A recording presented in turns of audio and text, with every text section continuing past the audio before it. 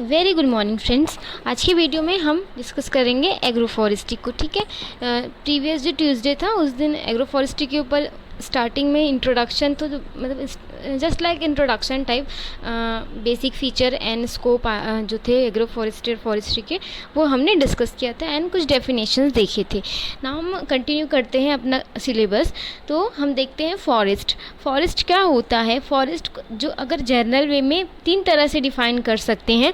एक है आपका जर्नल वे में आप डिफ़ाइन कर सकते हैं, another one is the ecological level पे एंड देन लीगल लेवल पे। अगर आप जनरल लेवल पे डिफ़ाइन करना चाह रहे हैं तो फॉरेस्ट क्या होता है, an area the set aside for the production of timber and other forest produce, they are maintained under the woody vegetation for certain indirect benefits which is provided, example like climatic or protective is forest। तो journal way में हम अगर देखें तो ये एक ऐसा area है जहाँ पर क्या कर रहे हैं हम, जो भी टिम्बर, ठीक है, जिससे हमको लकड़ी मिल पा रही है, ऐसे जो क्रॉप हैं या ऐसे जो ट्रीज़ हैं और अदर जो फॉरेस्ट जो प्रोड्यूस है उससे रिलेटेड जो ट्री मतलब है उनको हम क्या कर रहे हैं, वहाँ पर लगा रहे हैं। और साथ ही साथ वुडी वेजिटेशन हम कवर कर रहे हैं, नॉट ग्रास। ठीक है, पूरा वुडी वेजिटेशन रहता है फॉरेस्ट में। एंड इसके साथ ही उनका कुछ इनडायरेक्ट बेनिफिट्स रहता है हमारे क्लाइमेट पे। और क्या फॉरेस्ट जो रहते हैं हमको क्लाइमेटिक एंड सम प्रोटेक्टिव कुछ ऐसे जो इम्पोर्टेंस है वो भी प्रोवाइड करते हैं। तो ये एक जर्नल वे में। Now we see the ecological way में, it is defined as a plant community predominantly of trees and other woody vegetation usually with the closed canopy. तो ये इकोलॉजिकल वे में प्लांट जो ये इसको इस तरह से डिफाइन किया गया है कि ये क्या है, एज अ प्लांट कम्युनिटी है जो कि क्या है, जिसमें ट्रीज होते हैं एंड क्या होता है वुडी, अदर जो भी वुडी वेजिटेशन होता है वो होता है जो कि क्लोजली क्या होते हैं, क्लोज्ड कैनोपी वाले होते हैं।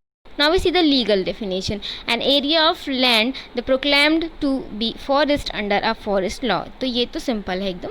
Now stand. A stand is defined as the aggregation of tree occupying a specific area sufficiently uniform in composition, age, arrangement and condition to be distinguished from the forest on adjoining areas। तो ये stand क्या होता है, ये trees का क्या है, aggregation है। एक साथ अगर ट्रीज़ जो हैं पेड़ इकट्ठे हो जाते हैं, दैट इज़ द स्टैंड। और ये क्या रहते हैं, स्पेसिफिक एरिया में रहते हैं और साथ ही साथ उनमें सेम क्या रहेगा, कंपोजिशन रहेगा, एज भी लगभग सेम रहता है, अरेंजमेंट एंड जो भी अदर कंडीशन है वो सेम है। पर दूसरा जो फॉरेस्ट एरिया है वहाँ से डिफरेंस है। तो एक लाइन की तरह है ये। Now classification of forest can be classified on the basis of first is method of regeneration। ठीक है, कैसे उसको रिजनरेट कर रहे हैं, on the basis and age, composition, object of the management, ownership and legal status and growing stock. तो ये कुछ हैं पॉइंट्स जिनके बेसिस पे क्लासीफाई हुआ है forest. So method of regeneration, what is the method of regeneration, high forest and जो भी क्या बोलते हैं हमारा जो कॉपिक फॉरेस्ट रहता है। दो तरह की फॉरेस्ट है यहाँ पे। हाई फॉरेस्ट में क्या होता है, फॉरेस्ट जो रीजनरेटेड फ्रॉम द सीड, ऐसे जो फॉरेस्ट जो हम फिर से उसको सीड से अगर रीजनरेट कर रहे हैं, that is the high forest. And कॉपिक में क्या होता है, अगर वेजिटेटिव मेथड से, यानी कि अगर हम हो सकता है कटिंग बडिंग जो भी ऐसा मेथड है वो यूज़ कर रहे हैं by the vegetative means such as the coppicing shoot and root sucker, ये होता है कॉपिक फॉरेस्ट। ठीक है, तो नाम से है कॉपी अगर कर रहे हैं तो ये सारी चीज़ें। नाउ एज में क्या है, इवन एज होता है जिसको हम रेगुलर फॉरेस्ट भी बोलते हैं, एक होता है अनइवन एज जिसको कि इरेगुलर फॉरेस्ट कहा जाता है।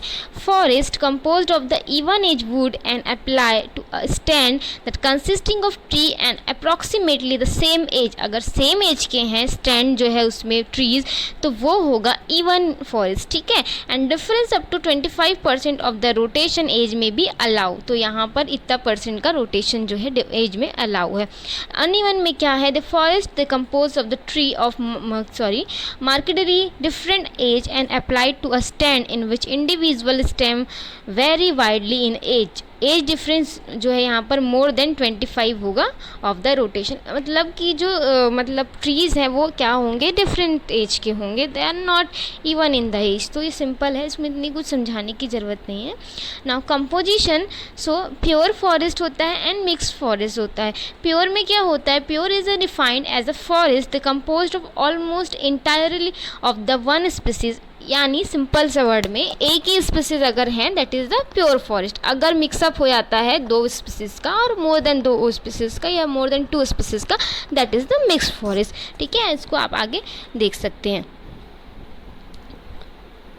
Now object of the management, production forest जो होता है यहाँ पर आप देख लीजिए, production forest, protection forest, farm forest, fuel forest and recreational forest on the basis of object of management. इस तरह से डिवाइडेशन है फॉरेस्ट का।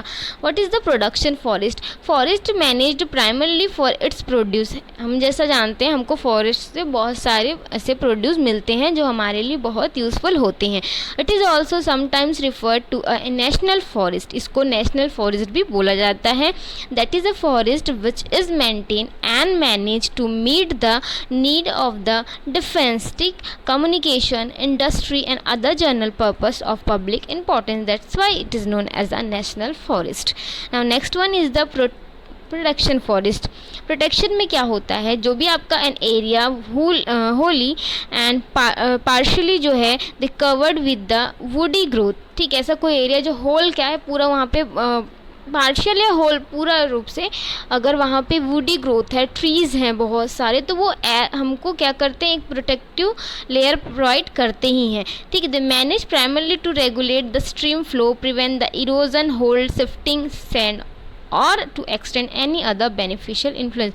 तो आपको पता है अगर ट्रीज़ होंगे तो सॉइल का इरोजन नहीं होगा, सैंड पार्टिकल्स जो रहेंगे उनका भी इरोजन मतलब जो है वो नहीं होगा, यानी वो शिफ्ट नहीं होंगे एक प्लेस से दूसरे प्लेस, और जो भी स्ट्रीम फ्लोज हैं उनको भी हम रेगुलेट कर पाएंगे। तो ये सारी चीज़ें अगर आपके किसी एरिया में ट्रीज़ कवरिंग है वो एरिया, तो वहाँ पर ये सारी चीज़ें नहीं होंगी ना। Farm forest, forest they raised on farms and its adjoining area, either as individual scattered trees or a collection of tree to meet the requirement of the fuel fodder of the farmer and to have a beneficial influence on agriculture। तो ये एक farm forest जो कि totally हमारे agriculture से related होता है।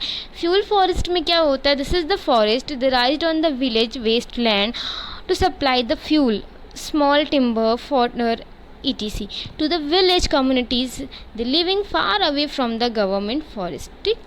Now the recreational forest, forest which is managed only to meet the some recreational need of the urban and rural population. Now we see the ownership and legal status के basis पे, तो reserve forest, protected forest, village forest, communal forest and panchayat forest. Okay, now we see reserve forest. Reserve forest में ये एक ऐसा area होता है जो कि क्या है, जो भी आपका इंडियन फॉरेस्ट एक्ट है उसके अंतर्गत कंस्टिट्यूटेड रहता है, जो कि इंडियन फॉरेस्ट एक्ट 1927 में हुआ था एक्टेड, और कुछ अदर जो फॉरेस्ट लॉ रहते हैं अगर उसके अंतर्गत आएगा तो वो एरिया रिजर्व फॉरेस्ट आएगा। प्रोटेक्टेड में an area that subjected to limited degree of protection under the provision of the chapter 4th of the Indian Forest Act 1927. Basically they are all are related to the act. ठीक है, village forest में जो है state forest assign to a village community under the provision of Indian forest act 1927, मतलब उस act के तहत वो विलेज वालों का है। कम्युनल में क्या है, the forest own and generally managed by a community such as the village, town और tribal and some authority or local government and the member of with share to the produce। तो ये है communal forest। Panchayat में is the panchayat forest, any forest where management is vested in village panchayat, that is the body of men elected by the villagers from among themselves for specific administrative or other purpose pertaining to the village। तो अगर उनके पंचायत मतलब अगर पंचायत जो है, जो कि क्या होता है आपको पता है, ग्रुप ऑफ जो मतलब सम मेंबर्स होते हैं वो सेलेक्ट होते हैं बाय द विलेजर्स। ठीक है, तो उनके द्वारा अगर हो रहा है वेस्टेड तो वो हो जाएगा सॉरी उनके द्वारा अगर मैनेज किया जा रहा है तो वो हो जाएगा panchayat forest. Now some growing stock के बेसिस पे क्या क्या है, ग्रोविंग स्टॉक के बेसिस पे है normal forest, abnormal forest. Normal में क्या क्या है, forest which for a given site and given object of the management it is ideally constituted as a regard growing the stock age class distribution and increment and from which the annual or periodic removal of the produce is equal to the increment can be continued identifying without endangering future yield. तो एक normal forest क्या होता है, वो normal forest जो है आपका वो पर्टिकुलर सी कोई गिवन साइट है यानी जगह है एंड गिवन ऑब्जेक्ट जो है वहाँ पर जो भी दिए गए हैं वो मैनेज किए जाते हैं आइडियली रूप से, ठीक है। उनके जो ग्रोविंग स्टॉक हैं और जो भी उनकी सारी चीज़ें हैं वो एनुअली एंड सम पीरियडिकली मतलब वो मैनेज हो रही हैं और साथ ही साथ ये ध्यान में रखा जा रहा है कि जो फ्यूचर इल्ड है उसको किसी भी तरह से इंडेंजर ना हो। Now next one is the abnormal forest. It is one of in which the quantity of material in the growing stock is indeficient or in excess और विच मतलब यहाँ पर जस्ट अपोजिट है। यहाँ पर हमने लिमिट ध्यान रखी और ये सारी चीज़ें हम ध्यान रख रहे हैं कि फ्यूचर में इल्ड को हमको कोई नुकसान मत हो, बट यहाँ पर क्वांटिटी या तो लेस होगी या तो बहुत अधिक हो जाएगी। That is the abnormal forest. Here is the forest type of India given by the Champion and Seth 1967. They classified forest of India into 5 major group and further it is classified into the 16 types of group. So 5 major group: tropical forest, mountain subtropical forest, mountain temperate forest, सब alpine forest, alpine scrubs. तो उसके अंदर भी बहुत सा जो देख सकते हैं आप, फर्स्ट के अंदर है जी तक, सेकंड में C and third is C, fourth is A and fifth is A B वहाँ पे, ठीक। तो आप इसको नोट डाउन कर सकते हैं, इसको ऐसे कुछ समझाने की चीज़ नहीं है इसलिए मैं यहाँ पर आपको बस ये चार्ट फॉर्म में बता दी। Now we see the social forestry. What is the social forestry?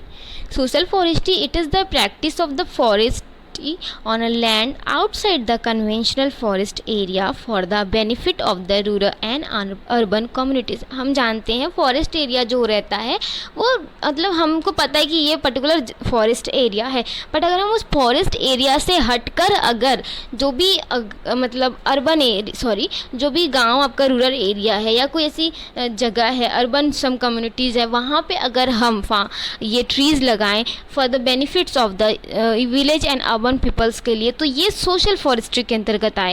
ये टर्म को नाइन किया गया है J C Westoby. It was first recognised as an important component of forestry for meeting rural needs in interim report of the national commission on agriculture. According to national commission on agriculture 1976 ये एक important role play किया किनके लिए, rural जो needs हैं उनकी जो आवश्यकताएं हैं गांव वालों की उनको फुलफ़िल करने के लिए। So the objective of the social forestry they adopted by the NCA were to the fulfil the basic and economic need of the communities. Now, scope of the social forestry defined by the NCA included farm forestry, community woodlots and reforestation in the degraded land. So, by the mid of 1980, the concept of the social forestry was firmly established as a forestry of the people, by the people and for the people. तो इसको एक word में ये क्या है, forestry है लोगों के द्वारा और उनके लिए, ठीक है। क्या देख सकते हैं आप यहाँ पर, फॉरेस्ट्री ऑफ द पीपल, ठीक है, और by the people and for the people, ठीक है। ये सोशल फॉरेस्ट्री का कुछ स्कोप है जो कि हम नेक्स्ट वीडियो में डिस्कस करेंगे। वीडियो लेंथी नहीं करना है जो कि मैं बार बार आप लोग को बोलती हूँ, ठीक है। सो नेक्स्ट वीडियो में ये कंटिन्यू रहेगा, टॉपिक कवर भी हो जाएगा, कोई दिक्कत नहीं है। So thank you for watching today's video friends.